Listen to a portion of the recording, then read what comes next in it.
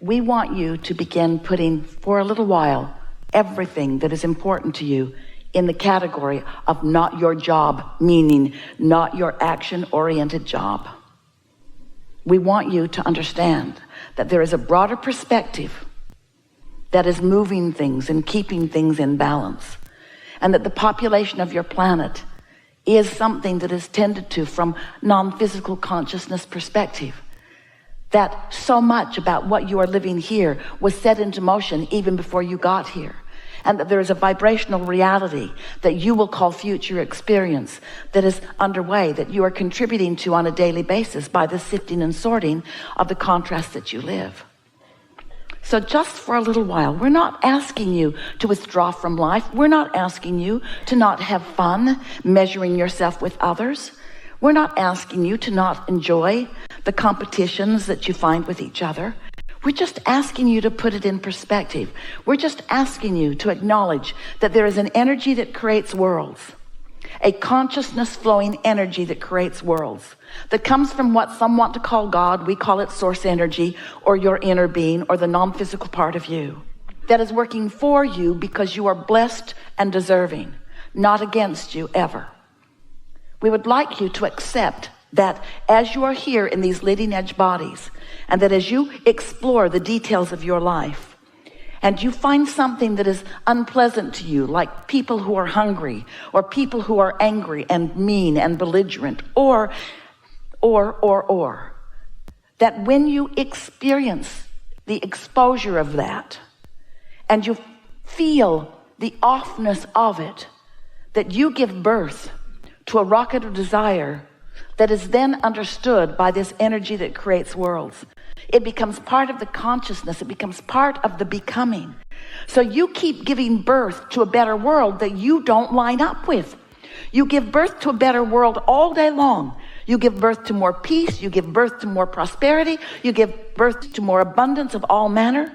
You give birth to all kinds of things by your exposure to it, through your personal exposure with one another and through the media or your televisions or whatever. You are exposed to so much that makes you do what you were born to do. Decide and define what would be better. But then you don't go to what's better because you keep focusing upon the problem that you've been exposed to. So then future generations come, little kids come, and they're too young to know. They haven't been exposed to enough. So they're just born expecting well-being. And do you know, it's the animals on your planet and it's the babies on your planet that keep allowing the well-being to flow. You don't ever need to worry about it. You get older and older and more crotchety and more resistant and more pinched off and more disallowing the well-being. But you will never pinch the well-being off enough that the well-being will not always be dominant in this leading edge time-space reality. The only question is, how much of the well-being that is dominant are you going to let into your experience? And when are you going to stop justifying what isn't working out for you by noticing what isn't working out for you and for others? We want you to step back just for a little while. Try it for a month, where you say, people say, what are you doing? Nothing. No, really, what are you doing today? I'm going to daydream. What? Yeah. I'm going to go sit by the lake or sit by the fireplace. I'm going to put my feet in the water. Aren't you going to go to work? Yeah, but I'm not going to focus like I usually do. I'm going to tap into my true power. Probably going to get fired. No, I have enough reserves going. I can go through the motions of what they need from me while I dominantly daydream. I can daydream at night. I can daydream on the way to work. I can daydream on my lunch hour. I can daydream. My mind can wander into the good things of life. I can predominantly daydream. What are you doing? Nothing. You can't be doing nothing. No, really, I'm not going to do anything for a while. What? I'm not going to do anything for a while. Nothing? Hardly. I'll probably get dressed. Take an occasional shower. I'll eat. And I'll show up. But I'll be different.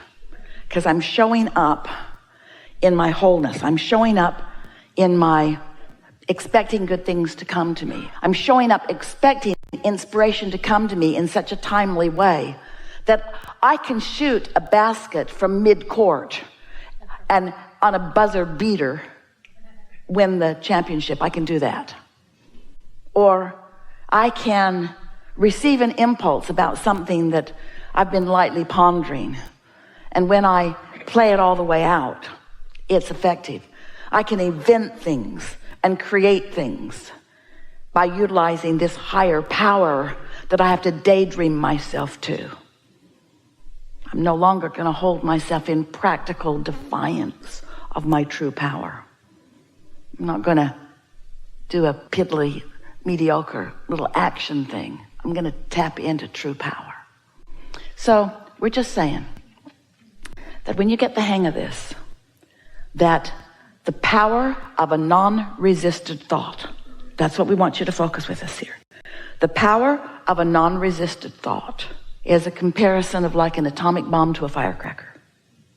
The relationship of the energy and the movement of the energy within it, the power of a non-resisted thought.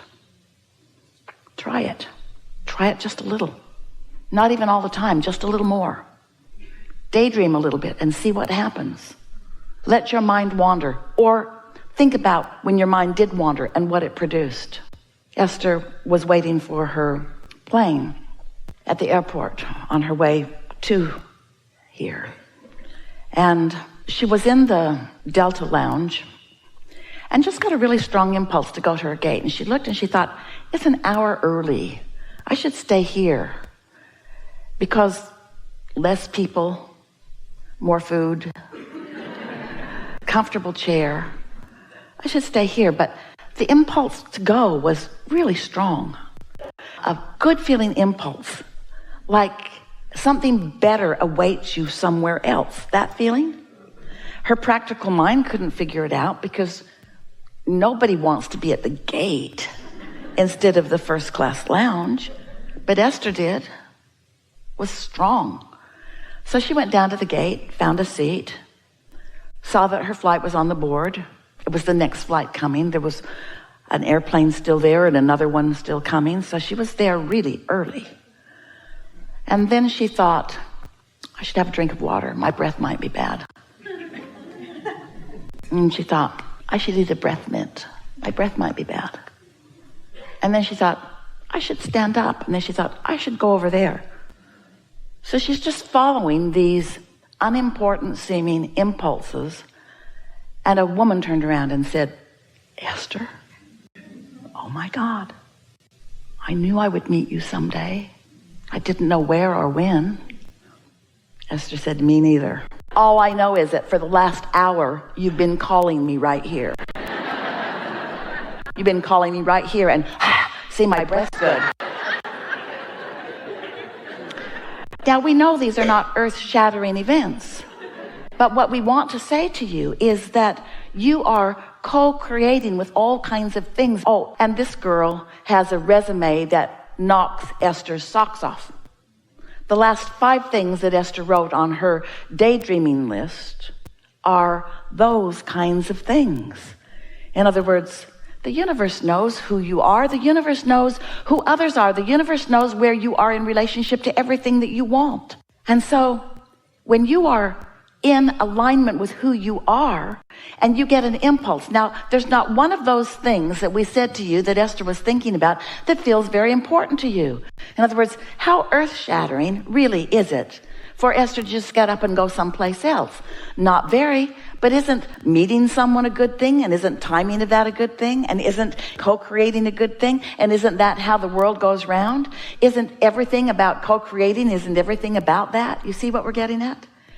And how do you know if you are not accustomed to doing what you want to do? You see, we've been working with Esther a long time. We're trying to convince her every day to do what feels best to her, not to do the most practical thing or the thing that in other words, what's more practical, to stay here or go there? What difference does it make? Follow your impulse. Follow your impulse.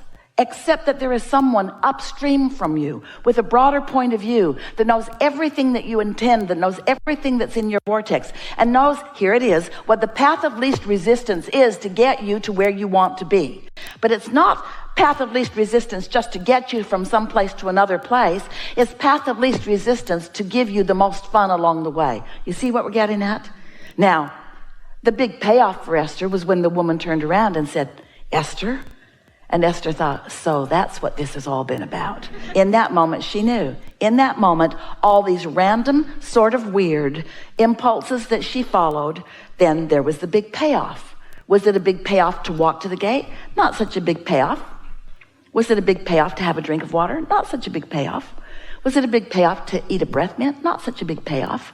Was it a big payoff to understand why all that had come about? Yeah, that was a big payoff. Don't you like knowing that you're being guided?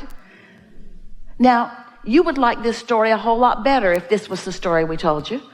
Esther woke up one morning, couldn't wait to get down to the liquor store.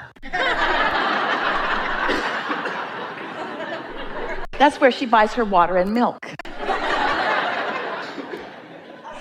But on this particular morning, she got up, she couldn't wait to get there, and she bought a lottery ticket and she won $10 million. No, she didn't, but you would like that story better. You would like that story better. In other words, you're always wanting the big payoff. We're wanting you to understand that your big payoff life is a series of good feeling events over which you have control, because you are daydreaming, because you're maintaining your feeling of alignment and you're following your impulses, so that everywhere you go, the best that the universe has to deliver to you is delivered to you moment by moment by moment by moment by moment. And that is what living happily ever after really is. That's what happily ever after is. And it's got all kinds of abundance in it, all kinds of prosperity, all kinds of rendezvous, all kinds of every detail that you have ever wished for or dreamed for. There is nothing that you cannot be or do or have. But you cannot hold yourself in vibrational resistance as your practical mind keeps taking score of where you are instead of where you want to be. And because you've not really understood this, and you've not allowed yourself to purposefully daydream, because you've oriented yourself to too much practicality, because you've been measuring your success in life to how others have approached you or others have approved of you. Those you work for expect things of you, and you want to perform in a way that pleases them. And those who you were born to expect things of you. You've given over your power to almost everyone else, seeking approval from their factoring you into them. And that's all right, because if you don't do what Esther wants you to do, she'll find someone who will. Are you afraid? No. Of course you want to do the things that you are supposed to be doing. We're just asking you to daydream too. Are you following? We're just asking you to begin leveraging this energy that creates worlds. Now, right now, you're sort of limp about it. We just delivered to you a soliloquy that could take you happily ever after into outrageous success on any endeavor that you're about, and you are limp about it because it doesn't seem big enough. It doesn't seem important enough. We ask for zero sacrifice. No sacrifice, no struggle, no attention, no effort. We didn't ask for any of the things that you equate with success. You've been barking up the wrong tree for quite a long time. It's time for you to start being nicer to yourself and daydreaming more and being happier about things and giving yourself more leeway and going to more places where you feel good and looking for more vistas that you can sit and look at, and more daydreaming, more just giving yourself the opportunity to let your mind be still while your vibration rises, so that then you can receive the impulse to put you in the right place at the right time for the things that you are looking for. We've enjoyed this interaction immensely.